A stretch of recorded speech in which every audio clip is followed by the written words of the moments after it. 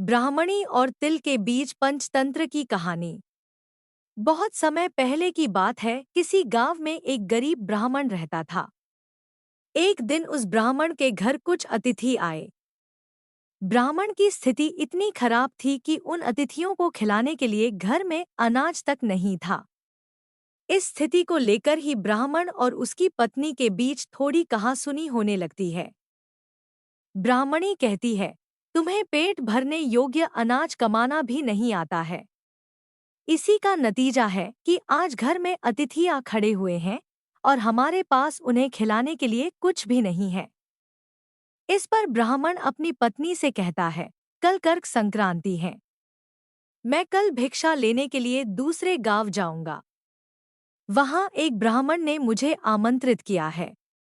वह सूर्य देव की तृप्ति के लिए कुछ दान देना चाहता है। तब तक जो कुछ भी घर में है उसे आदर सत्कार के साथ अतिथियों के सामने रखो। ब्राह्मण की यह बात सुनकर ब्राह्मणी कहती है, तेरी पत्नी होकर मैंने कभी सुख नहीं भोगा है। न कभी खाने को मेवा मिष्ठान मिला, न ही ढंग के वस्त्र और आभूषण। आज तू कह रहा है कि जो भी घर में पड़ा हो वो अतिथियों के समक्ष रख दो। जब कुछ है ही नहीं तो मैं उनके सामने क्या रख दूं? पड़े हैं तो बस एक मुट्ठी तिल। तो क्या अतिथियों के सामने सूखे तिल रखना अच्छा लगेगा? पत्नी की यह बात सुनकर ब्राह्मण कहता है, ब्राह्मणी तुम्हें ऐसा बिल्कुल भी नहीं कहना चाहिए। कारण यह है कि इच्छा के अनुसार किसी भी मनुष्य को धन की प्राप्ति नहीं होती है। जरूरी है तो पेट भरना, और पेट भरने योग्य अनाज तो मैं ले ही आता हूँ। अधिक धन की चाहत अच्छी नहीं। ऐसी इच्छा का तुम्हें त्याग कर देना चाहिए। अधिक धन की इच्छा के चक्कर में मनुष्य के माथे पर शिखा बन जाती है। माथे पर शिखा वाली बात सुन ब्राह्मणी बड़े ही आश्चर्य से ब्राह्मण से पूछती है, अधिक धन की इच्छा में माथे पर शिखा हो जाती है? मैं कुछ समझी नहीं। जो भी कहना है खुलकर कहिए। ब्राह्मणी के इस सवाल का जवाब देने के लिए ब्राह्मण अपनी पत्नी को शिकारी और गीदड़ की एक कहानी सुनाता है। ब्राह्मण कथा की शुरुआत करता है।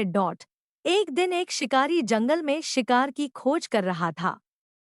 जंगल में कुछ दूर आगे बढ़ने के बाद शिकारी को एक काले रंग का पहाड़ जैसा विशाल सूअर दिखाई देता है।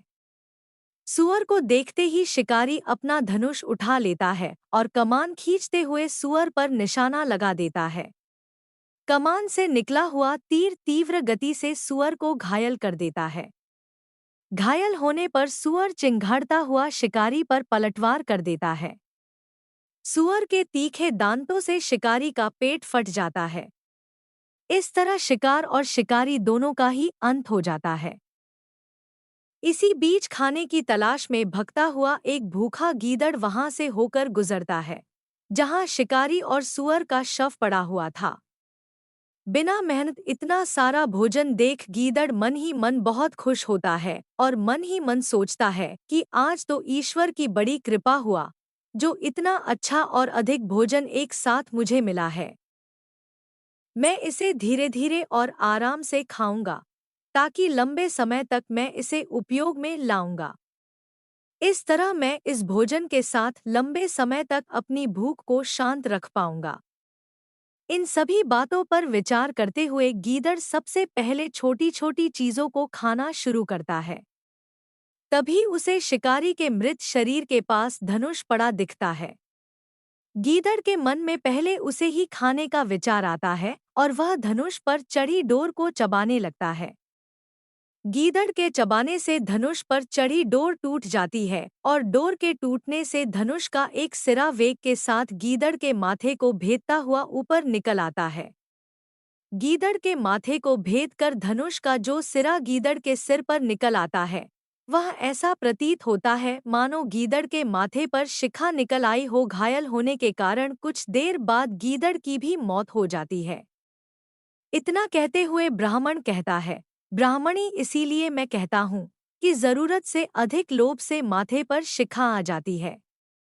यह कथा सुनने के बाद ब्राह्मणी कहती है, ठीक है, अगर ऐसी ही बात है तो घर में जो मुट्ठी भर तिल पड़े हैं उन्हीं को मैं अतिथियों को खिला देती हूँ।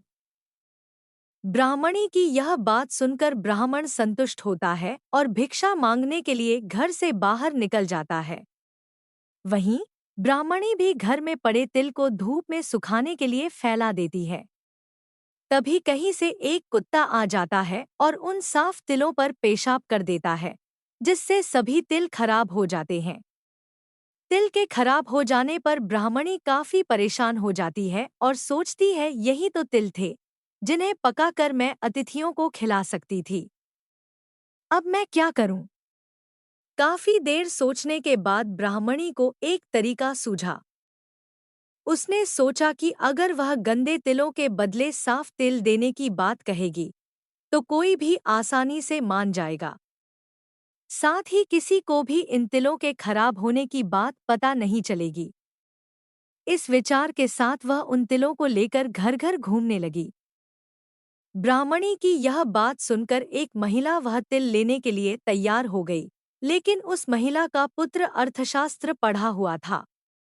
उसने अपनी माँ से कहा कि इन तिलों में जरूर कोई ना कोई खोट होगी, वरना कौन साफ सुथरे तिलों को गंदे तिलों के बदले देने के लिए तैयार होगा। पुत्र की यह बात सुनकर महिला ने ब्राह्मणी के तिलों को लेने से मना कर दिया। कहानी से सीख: हमारे पास जो भी होता है हमें उसी में सुखी रहना चाहिए। किसी के पास ज्यादा चीज देखकर दुखी नहीं होना चाहिए। Thanks for watching. ऐसे ही मजेदार कहानियों को सुनने के लिए चैनल को सब्सक्राइब करें।